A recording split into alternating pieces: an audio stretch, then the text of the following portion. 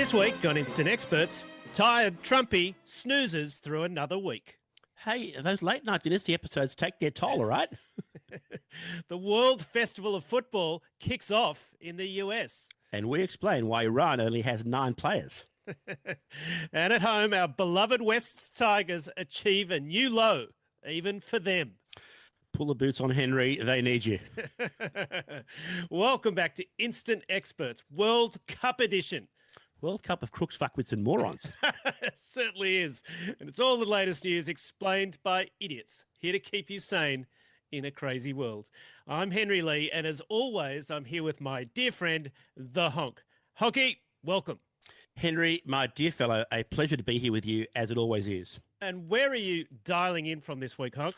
Well, thank you for asking, Henry. This week, as you mentioned, is the start of the FIFA World Cup. So to celebrate, I'm in the Silvio Berlusconi room at the Bunga Bunga Club. I am surrounded by nubile women and old Italian crooks. I think the old Italian crook who ran FIFA was actually Sepp Blatter, not Silvio Berlusconi, but I hear what you're saying. I think Sepp Blatter may have actually been Swiss, but FIFA is now definitely run by a young Italian crook called Gianni Infantino. We say young because he's only 56. He's the one who's constantly sucking up to Trump, having previously sucked up to Qatar and Putin, who hosted the previous 2 World Cups. That's right. And don't forget Saudi Arabia coming up in 2030. Watch out for those bone sores, Pele. Gianni Infantino is a great name, though, isn't it? Sounds a lot better than the English version, which would be, I think, John Child. John Littlechild, right? You're probably right. Yeah. But yes, now this show is about, as we always say, crooks, fuckwits and morons. And with the possible exceptions of the International Olympic Committee and the Trump cabinet, FIFA has more of those than anyone else. Indeed, in many ways, Honk, they are the traditional owners of the category. And as such, we should acknowledge them at the start of the show. So to FIFA crooks, past, present and emerging. Always was, always will be. Total fucking shonks. Now, Honk, on to the news. What caught your eye this week? Oh, well, I mean, so much to talk about, including the World Cup, particularly the chaos caused to it by the Trump administration. But I want to start somewhere different if I can. I'd like to start with some feedback for you. I see. Where's this one going, Honko? Henry, don't be defensive. Feedback is a gift. At least that's what they said to me when they told me to stop calling people cunts at work. Which job was that? All of them? There've been a few. Anyway, I just wanted to say that I think you need to smile more. What are you talking about? You're a young, handsome guy, but you're always grumpy. I smile all the time. I'm smiling now. Except when other people are talking. That's only when they're crooks, fuckwits, or morons, Honky. Cunts, I think, is the word you're looking for. But seriously, Henry, just try and take it on board, all right? I was inspired here by Trumpy, as you might be by the CNN reporter Caitlin Collins. Oh, I love Caitlin Collins. She's my spirit animal, at least one of them. Yeah, she's a very good journalist, does her homework, asks the hard questions, doesn't take shit from anyone. Yeah, and especially Trump. And that, of course, drives him crazy. He, as we know, he hates people who stand up to him, hates women who stand up to him in particular. And his solution is the lamest old guy one imaginable. Check this out from this week. CNN's a very corrupt organization with a corrupt reporter standing right there. Never smiles. She never smiles. She's a young, beautiful woman, never smiles. I never see a smile off her face. I see her standing there with hatred in her eyes. Oh, my God. I mean, she didn't even ask a question, Honk. She's just standing there, presumably trying very hard not to shoot him. And that wasn't even Trump's worst of the week. He was doing a sit-down with another journalist, Kristin Welker from NBC's Meet the Press, and he started doing his usual shtick, alleging election interference. Which he always alleges when he loses an election, never when he wins one. Of course. And it's happening again in California, where there have been primaries this week for the coming elections for governor of California and for the mayor of LA. Now, Honky, fun fact, you know that Trump has never beaten a man in an election.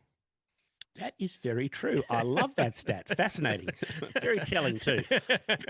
Anyway, Trumpy was complaining because it looked like the Republican candidate for mayor, the former reality star Spencer Pratt, wouldn't get through. And in fact, he didn't. Even though California skewed heavily Democratic in recent years, Trump says it's rigged. But listen to how it goes after the journo when then she stands up to him. The election was rigged. It was a dirty election. Mr. And it's President, happening again right now in never California. presented evidence. It's happening the right now in California.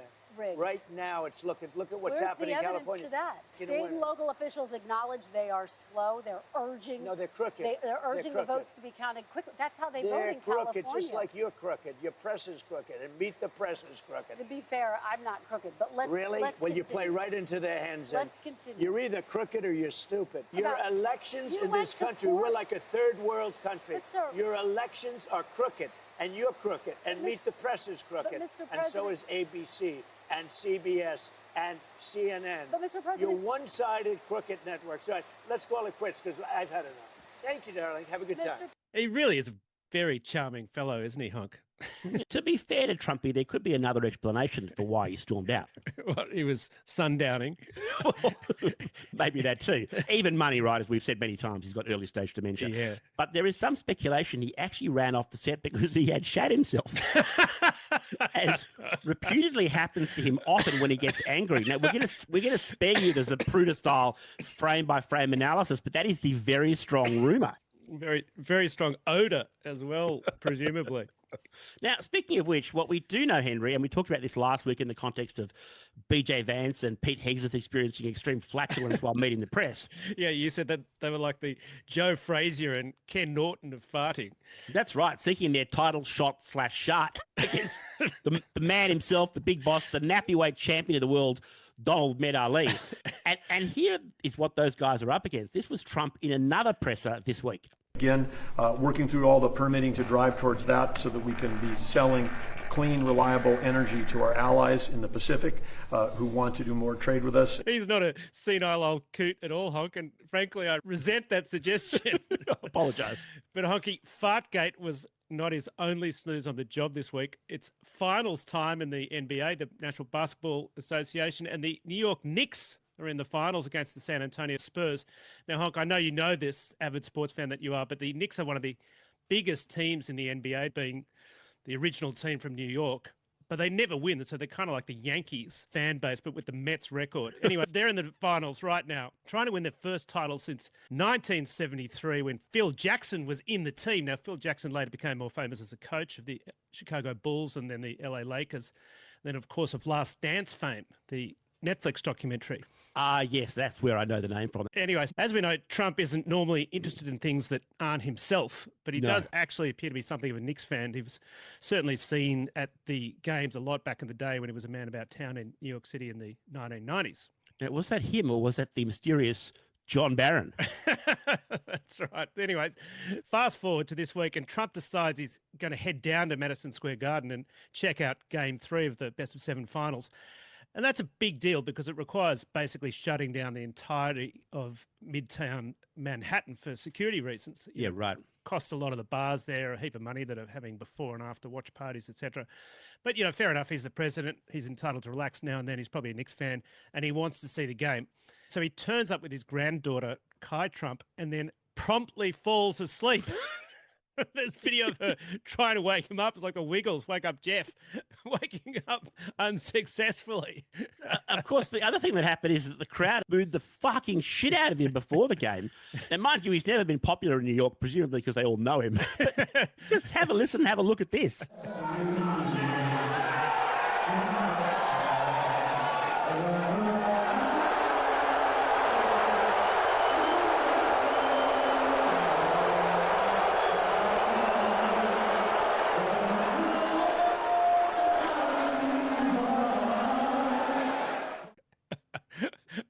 That's very strong, Honk, but maybe the boos were like ASMR for him, you know, just a bit of white noise to calm him down and get him in that, you know, pre-sleep frame of mind. I get the shit booed out of me, and I find them very relaxing. Speaking of boos, that's kind of what's happening America-wide, of course, with Trump's approval rating absolutely tanking. For viewers, here's the graphic.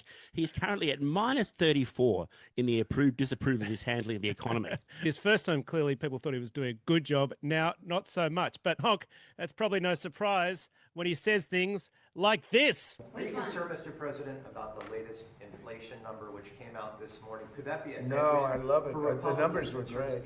You know what I really love? I love the inflation. You know why? Because as soon as this war is over, you know, I can say it now. Something you didn't know. Do you know we've been taking out millions of barrels of oil? Nobody knows it. You know who doesn't know about it? Iran until right now. Sorry, did he just say he loves the high inflation numbers, but don't worry about it because we are stealing Iran's oil? He did. That's exactly what he said. How's Iran going, by the way? You're our man in Hormuz. What's the latest? Well, the answer would have been different if you'd asked me 3 minutes ago or if you asked me 3 minutes from now.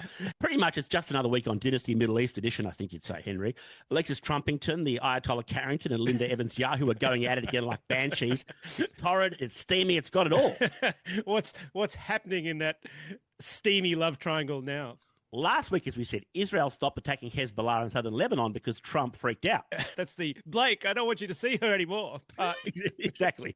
Then this week, the US loses a helicopter because it hit or was hit by an Iranian drone. That drone is no good. Just a two-bit piece of machinery trying to destroy our marriage, Blake. Then the US itself breaks the ceasefire and attacks Iran. I knew it! That whore!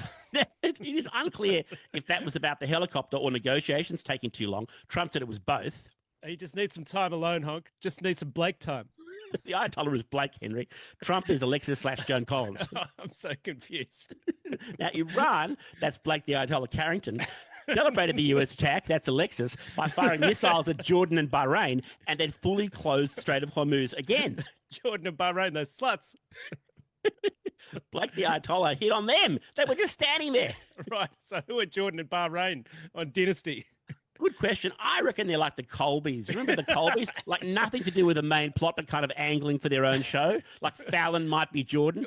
Anyway, the very latest overnight, as we record, is Trump now claims to have stopped US hostilities again, citing alleged progress in peace talks. Short answer is it's systems normal in the Middle East. Systems normal, all fucked up. You know that's where the word snafu comes from, by the way. Yeah, I think I did. Yeah, the US Marines coined it in World War II, sometime between Pearl Harbor and Iwo Jima. It's actually a pretty good analogy for the Middle East in general, isn't it? It is. Now, speaking of such exotic locations, Honk, it is time for our weekly shout-outs to listeners. We have loyal listeners all over Australia, of course. Yes, it was a bumper week for us last episode, actually. One of our biggest ever. In fact, top 5. Tons of listeners in all the mainland capitals in Australia, including Darwin. Hey. So thank you very much, all of you. And a special shout-out, Honk, to our listener in Bendigo. Now, your dad lives in Bendigo, doesn't he? He does, but it's not him. I told him your foul language would put him off, so he doesn't listen to the show. Get fucked. you, not your dad. I'll tell him you said that. He's an old grump. And I know where he gets it too. The tree does not fall far from the apple. You know, I think you should smile more. We also have regulars all over the world in places like Vancouver, where I'll be on Monday night. So if you're around, listener, get in touch. Yeah, I'm pretty sure they're busy. No, I seriously, I would love to have a beer with our Vancouver listener. Okay, who is she? What's going on? We've got Richmond on Thames, another regular. Well, that'll be Henry VIII, right? Never misses an episode. Well, he loved your thesis about him, Honk. It was very complimentary. And the city of Westminster. That'll be Keir Starmer saying what we said about him. I think he'd have more confidence, wouldn't he? You mean when he's the Prime Minister? Yeah, instead of listening to this show to see what we think. When you're getting your ass handed to you by Nigel Farage, you're entitled to a wobble, aren't you? Honk, we also have new listeners in Adachi in Tokyo. I actually tutored a kid called Adachi back in the 90s. I wonder if that's where the name comes from. What the fuck is this? Is this like a diary of the 90s? What is this? They were lovely people, the Adachis. They used to give me these exotic, super packaged little Japanese snacks. I suppose that the exotic snack you're trying to hook up with in Vancouver. We also have Villanueva del Rio Segura near Murcia in Spain. It's about halfway between Barcelona and Gibraltar, sort of near Alicante. I know women actually from both Murcia and Alicante. Right, but I'm the horn dog. And Honky, we also have a listener in Wilmington, North Carolina, traditionally a port city, but now also home of the largest domestic television and movie production facility outside California. That is right. Movies made there include Blue Velvet and shows like the classic Dawson's Creek. John Michael Howson reporting there.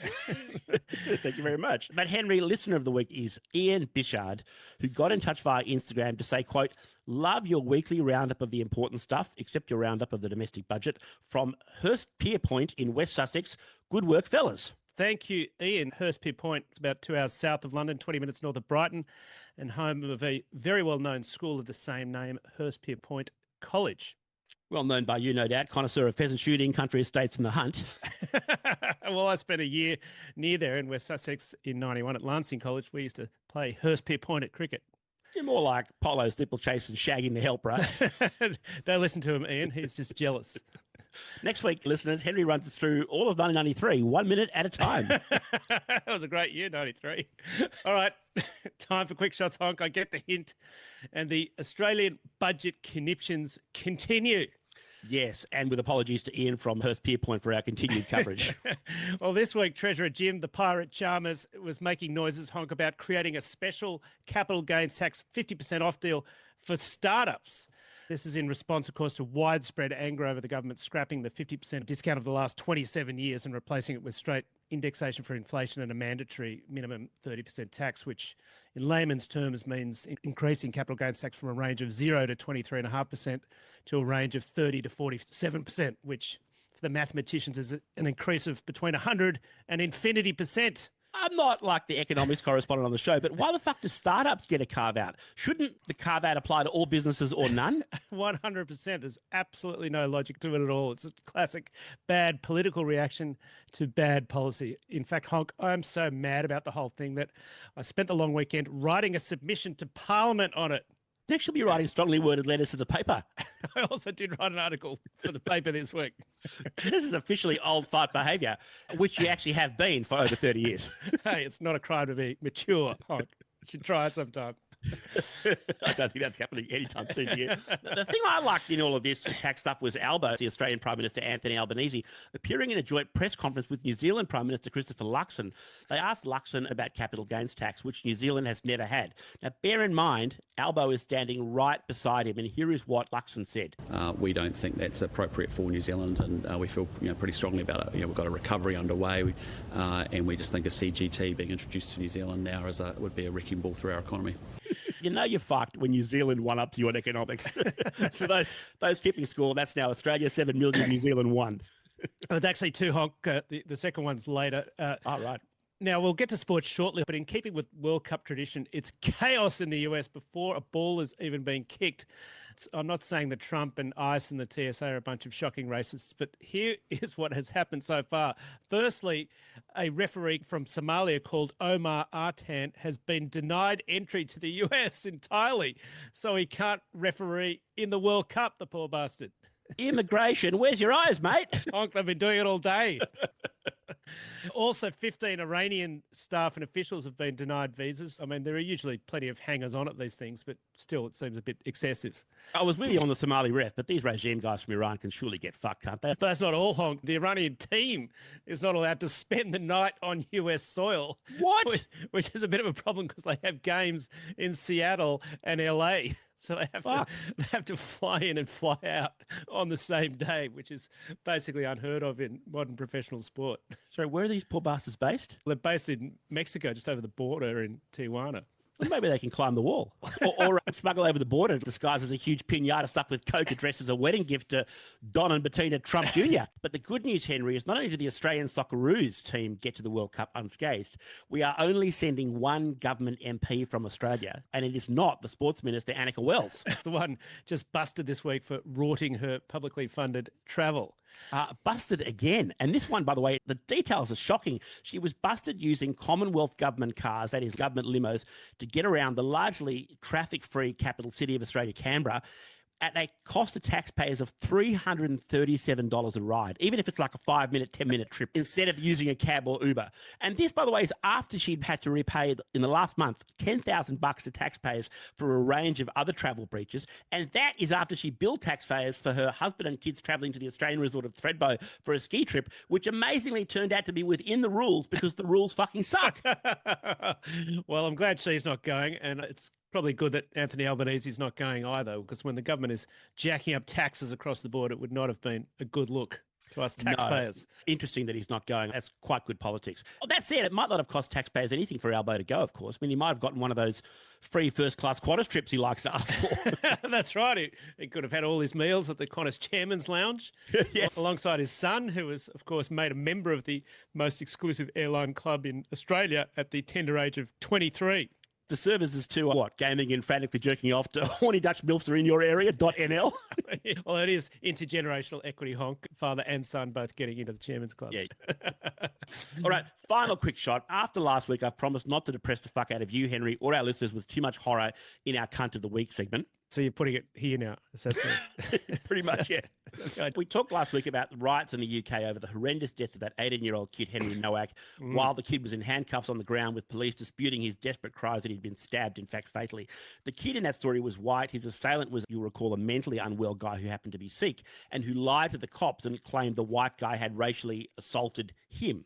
You said it was the worst thing that could have happened with a failing UK economy, rising far-right party and Reform UK, blaming everything on immigration. But it actually wasn't the worst thing that could have happened, Honk, was it? The worst thing would have been for it to happen again this week, which it actually did. I saw the news about one Belfast guy stabbing another Belfast guy. And my first thought was, well, that's just, Protestants and Catholics keeping their hand in case it all normal. in case it all goes to hell. But in fact, the story is it was a deranged Sudanese guy attacking a white guy, stabbing him in the chest, back and face. The guy has lost at least one eye, severely injured in the other, has lost his nose also. He's in a medically induced coma. He would have been beheaded, this poor guy, had it not been for incredibly brave onlookers who attacked the crazy guy, including with curling paddles that used to pin up the curling. I think it might be hurling, Honk. Not curling. It's Ireland, not Canada. But my knowledge of the Irish indigenous sports is not what it was. Hurling stick's called a hurley, by the way. But it turns out the Sudanese guy was actually a legal refugee, but especially after exhortations by Elon Musk and far-right UK activist Tommy Robinson, the guy behind the recent Unite the Kingdom rally, riots have broken out in which residents of some Belfast areas had their doors kicked in by masked men who burnt down their homes. The residents, sadly, were black, but not all of them. But, of course, it doesn't take too much for Belfast to reignite. No, and in fact, it's not just that this is the worst thing that could have happened after last week in the UK. It couldn't have happened in a worse place than the city of Belfast, because this terrible event also plays into all these ongoing tensions about an unreunited Ireland. The Sudanese refugee, it turns out, came to Northern Ireland via the Republic of Ireland, which of course is part of Europe, a border with free travel over it, and of course a border that would not exist at all if Ireland was one nation. Plus, there's some indication the masked men who burst into the houses and set them on fire may have been loyalist paramilitary, that is Protestants. Let's face it, these guys have got the ski masks in the bottom drawer ready to go at any time. Yeah, and of course, cocktails and the Protestants are very upset and deny these allegations, and they're furious because the allegations have been reported by a very prominent Catholic journalist, and away we go all over again. Yeah. Now, like in the Henry Nowak case we talked about last week, the victim's family has pleaded against racism for calm, but yet again, what you've mostly seen is politicians blaming each other. Reform UK, as you talked about before, are blaming the whole thing on the Labor government being too lax on immigration. In fact, it turns out the Sudanese guy entered the UK when the Conservatives were in power, and the Home Secretary was Suella Braverman, who, of course, this year defected to Reform UK. It's such a depressing shit show that, frankly, to me, only a sports report from the great Henry Lee could possibly help. Well, unfortunately, Uncle Henry is here. Oh, thank God. We talk about our beloved West Tigers a lot on this show, possibly too much, especially with the World Cup starting, a event of genuine global interest rather than interest to people of the inner west of Sydney. But we do think the Tigers are emblematic of shithouse football teams all over the world, so we hope listeners in foreign jurisdictions understand where we're coming from. Foreign jurisdictions like Melbourne, where they only watch AFL and think rugby and rugby league are the same thing. Hey, you said that. I didn't say that, but it's true. Anyway, as regular listeners know, the West Tigers have put us through the ringer already this season. They started with 5 wins in the first 7 games. Happy days. They were briefly second on the table, and then they got flogged 3 weeks in a row, 52-10, 44-16, and 46-18. We did win the game after that, though. Then we talked about that game last week, but we also previewed the big test, the game against the Penrith Panthers, which was last Sunday. Panthers clearly the best team in the NRL. They've won 4 of the past 5 titles, and they've only lost 1 game all year. Now, we both thought that the Tigers had no chance. In fact, you said you were going to check the score before watching, did you? I was going to, but I felt too guilty after last week's show. You shamed me into watching. And what happened? Penrith 36, Tigers 0. I knew we'd get thrashed. Although that's actually a little better than I expected. I couldn't bring myself to watch it, actually. The only problem is that was just the first half. It was so bad, I literally had to switch it off and lie down. To be fair, the second half was a slight improvement. We only lost the second half 32-0. Wait a second. That means we lost 68-0. I actually knew that because when I went to check the score, my phone started bleeding. There was one other just delightful twist too. Remember a few weeks back when we lost horribly to the Sharks? The game where our star player busted his shoulder in the act of scoring a try, the most West Tigers thing ever. The game that you mentioned, we lost 52-10, although they seemed like the good old days up to 68-0. Anyway, there was a picture from that game that went viral across Australia. It was a young kid in his Tigers gear brought to the Sharks game by his sister who was in her Sharks gear. And we'll show the footage for those who are watching this. And the poor kid is in absolute tears. I mean, he's absolutely devastated. I felt his pain, Honky. I was that kid. To be honest, I still am that kid. Anyway, the Tigers see the clip of the kid crying. To make the kid feel better, they invite him to another game as their guest of honour. Okay. Can you guess? Should I have a bad feeling about this? It was this game against the Panthers, which we lost 68-0. So this kid is down 120 points to 10 in 2 games. His average loss is 60-5. Little shit, he's a fucking jinx. I'll tell you this, it's lucky kids can't be part of Cunt of the Week. I'll tell you that. The only good news is the Tigers have a surefire plan to turn things around. What's that, Israel Folau? I heard he offered to play for the Tigers this week. No, they turned him down. Why is he too old? No, too good. The guy's good. 150 career tries in rugby and rugby league, plus he played professional AFL. We can't have that at the Tigers. You get a hold of yourself. No, the surefire, foolproof, can't fail turnaround plan is me as guest of honour this weekend. You, guest of honour, elite sportsman that you are. Well, no, but unlike you, Mr. Henry, you fair weather check the score first and go to sleep at halftime flake. My son and I are Tigers members. We're part of the Guard of Honour this Sunday at Leichhardt Oval. We get to clap the players onto the field. That's actually awesome. Although I know for the record that your son, my godson, literally has an Instagram account called Depressed Tigers Fan. So this one could go either way, Honk. Even if they're 21, or in my case, 53. Yes, indeed. A couple of other sporty quickies. Tennis great Serena Williams made a comeback. Honk, you've been reading the sports section again. Actually, I saw this one in Women's Wear Daily. The 23-time Grand Slam champion played doubles at the Queen's Club this week in her first pro game in 4 years. She's known, of course, for her fashion, Serena, and she wore a pleated pink skirt, white tank top, and pink jacket from Nike, plus Air Zoom Vapor X shoes, also from Nike. First the Met Gala, Honk, and now this. Are you getting paid for these promos? Do you mind? The woman is 44. She came back so her daughters could see her play. I think it's a nice story. That's fair. She's a great player.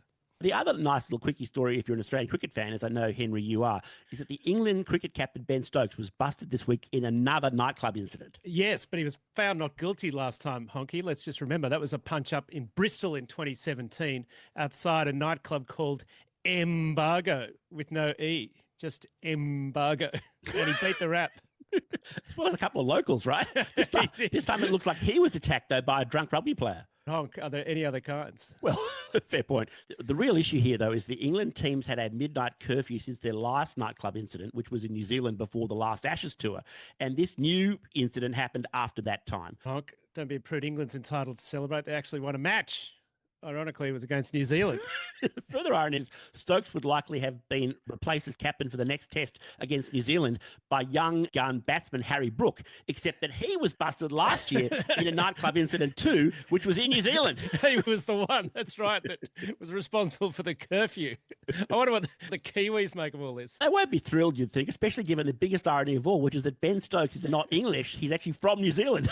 That's right. But they'll be right, Brew. They're too busy getting pussed. Celebrating the lack of CGT. You've got him in South African. Hard to tell. Last thing, we forgot to thank one listener before, my apologies, who this week, this guy heroically used a fake name to comment on a video of ours saying that we like to, quote, suck and also, but the next word rhymes with luck, each other. In his honour, this commenter, I wanted to mention Kane Evans, former Australian Rugby League star, who this week came out as gay.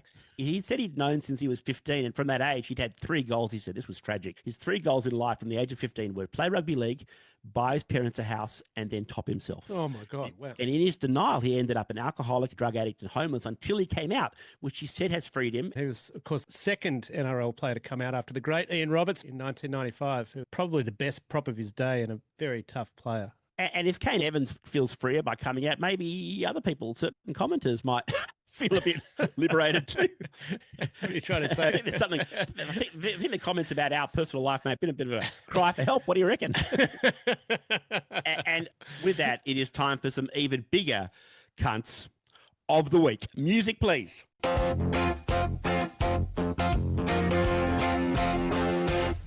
I'm a cunt. Okay, Henry, a couple of weeks back, we covered a former employee of JP Morgan and his ridiculous, you'll remember, sexual harassment story, where he asserted that his female boss exposed her breasts to him with the unforgettable line, quote, "Bet your wife doesn't have these cannons." A line which my girl, Honky, Conservative commentator Megan Kelly, noted that no woman would ever say. Except, Henry, perhaps one, because to kick us off this week, I give you our drunk cunt of the week. A British Airways stewardess stood down just a day or so ago for being drunk at a hotel in Belfast. Out of booze, she staggers down to the now shut bar and, for a last bottle of wine, lifts up her top and says, quote, "Have a go at these fun bags." In exchange for the bottle of wine. Yeah, gentleman he is, the barman decided he would not, and the woman and her BA crewmates were so hammered that they were banned from flying the next day. In fairness, Honk, I thought that was a pretty strong opening offer. Now, Lesser men would have taken it. Have you got any real cunts, Honk? I have a good anti-Semitic cunt of the week. New York Cornell University student Austin Franco, this is a doozy, applied for a graduate job interview with a company via the platform Handshake. Then he declined when he was offered the interview because he was, quote, "not interested in working for a Jew." Wow. Good luck joining Vanilla Ice on the blowjob night shift at Tallahassee Regional Airport, pal. Well, hopefully none of them are circumcised, Honky. Might be off his tee. Honk, I'd like to nominate 59-year-old Jeff Wall to our top 10. He was busted by Air Canada this week, where I'm going next week, for having captained who knows how many flights for the airline over the past 17 years, all without a fully valid pilot license. Fucking hell. Mind Now, you, he's come this far, so he's kind of passed the test. And the good news Passed for the Jeff, practical test. the good news for Jeff is he may have been fired by Air Canada, but the good news is Jetstar are hiring, and they don't need licenses. Now, we haven't done a lot of To AI. be fair to him, he can clearly fly the plane in practice. The only question is, can he fly it in theory? Yeah, I reckon if I had to, I could do some heart surgery at St Vincent's Hospital, but I don't have a fucking medical license, so I don't think I will. You don't go down with the patient, though. Yeah. Now, we haven't done a lot of AI on this show, but I believe you have a doozy there too, Henry. I do. A Prague-based software company wins Good Cunts of the Week, and the recipient of their letter wins Lucky Cunt of the Week. So somebody had applied to the firm for a job, and they got this reply. "Thank you for taking the time to apply. We're not moving forward, but I want to be specific about why. You deserve better than we decided to pursue other candidates. Firstly, your cover letter reads as AI generated. We asked for 3 sentences about a hard bug you fixed. We got 4 paragraphs about your, quote, holistic approach to software craftsmanship. I stopped reading after, quote, I'm thrilled to bring my innovative mindset to your cutting edge team. 2, our company name was misspelled as Limeston Digital. That's Limeston. Twice in the same paragraph. In a cover letter that insisted, quote, attention to detail was a core strength. None of this is unfixable. If you reapply with something that shows that you wrote it, then read it before sending, we'll review it again. No cool down periods, no hard feelings. Kind regards." I'd like to see that format extended to relationships. I'm breaking up with you, but I want to be specific. You're boring, inattentive, and bad at bed. Kind regards. It's a bit harsh to tell me that on the show. Hey, you told me. Feedback is a gift. But Henry, for our 2 top cunts this week, we are back in Australia, and they have done our nation proud. Mohammed Scaff is a name that will live in infamy here in Australia, one of 2 brothers jailed for multiple gang rapes of teenage girls over 20 years ago in Sydney. Mohammed served 21 years jail, got out in 2021, and in those 5 years since, has he done anything productive? Did he start a business? Well, actually, yes, he did. Was it legal? Well, because he's just been busted as the ringleader of a massive Sydney drug ring. He was caught with phones this week, monster amounts of cocaine, and $250,000 in cash. Oh, is that the notorious NDIS ring? Oh, is that a different scam? Sadly, a different one. Mohammed Scaff, you are a gang rapist, an inveterate criminal cunt, and worst of all, busted coke dealer. You have ruined my weekend. and yet, Henry, and yet, nothing compared to our winning cunts of the week, and they are going to warm your little Melbourne heart. Nothing, listeners, gets Henry more excited than how terrible the Victorian state government is. At this point, most of Victoria agrees. Victoria is a super pro-Labor state, and at the moment, Premier Jacinta Allen's government is on a paltry 25% in the polls. Next state election is only 5 months away, and there's speculation that Jacinta Allen might get replaced. This week, Allen faced sexist trolling with the slogan "Ditch the Witch," previously used against the Australian Prime Minister Julia Gillard. Not only uncool, but irrelevant. Problem isn't that Jacinta Allen is a woman. Problem is she's fucking shithouse.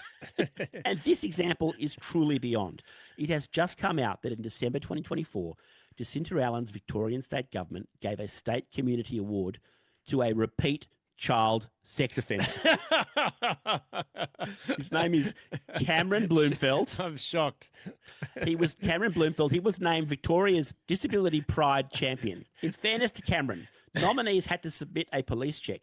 Cameron Bloomfield admitted being convicted 5 times in 20 years of the following: indecent assault, committing an indecent act with a child under 16, and trying to procure sex with a child under 16. How he thought he'd win is unclear to me. But the Victorian Department of Families, Fairness and Housing missed every single one of his disclosures.